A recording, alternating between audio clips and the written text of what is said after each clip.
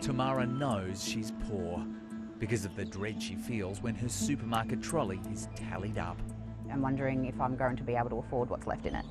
And sometimes experiencing the embarrassment and the shame of having to remove items out of the trolley that I can no longer afford. With 2 daughters, she worries her situation will become theirs. Struggling with feeling like you've failed your children is gut-wrenching. That pain is real. The government estimates 14% of the population, roughly 1 in 7 people, live in poverty, the highest level since 2001. But when we look at poverty, Australia doesn't have an agreed measure of what it is. So yeah, it's definitely about more than income. Advocates want a multi-dimensional index to firstly track and then reduce the number of people living in it. Poverty is about more than income.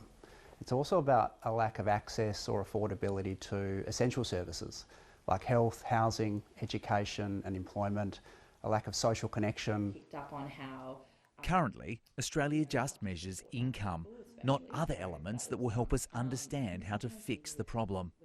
About 160 countries around the world have official poverty measures today, either a monetary measure or a multidimensional measure. Best practice is to have both, and Australia has neither. 50 years ago, the landmark Henderson Review set a measure that became known as the poverty line. Professor, what exactly do you mean by poverty? What's your description of it? My description would be that the income of a family is insufficient for its needs. But the world's changed, and the 1970s family model of a male breadwinner and few women in work has changed as well. So too, Australia's housing market and the concept of full employment. Ronald Henderson Senior Research Fellow, Dr cigdem-bayram, says current measures are inconsistent. Some, for instance, include housing costs before they define the poverty line, whereas others might deduct it. Some take into account the composition of the household and the size of the household, while others don't. Dr cigdem-bayram says a multi-dimensional index would give us deeper insight. She cites the example of 2 people with the same income, but one is a parent with a child who has a disability. If we use an income-only measure, then those 2 individuals would look like they're equally poor, and the challenges of the single mum would be invisible in the eyes of the system. International experience reveals there are measures that give better indication of change, like the impact of inflation in the price of groceries or housing.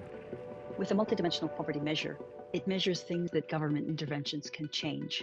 And when these changes happen, immediately, that year, the multidimensional poverty changes. Canada and New Zealand have adopted the measures in the past decade. And they've adopted national poverty reduction strategies as part of that. And they've seen quite significant reductions in poverty since those official measures were introduced. The government's advisory body on the adequacy of welfare has recommended the government legislate the measures, as well as annual reporting. But Treasurer Jim Chalmers didn't answer questions from the ABC about it. We're essentially a wealthy country compared to some, and some of our residents are doing it really tough. Tamara doesn't want anyone to feel the stigma, isolation and shame that she does. But unless you've lived in my shoes, you don't know the struggles. In a nation where everyone is meant to count.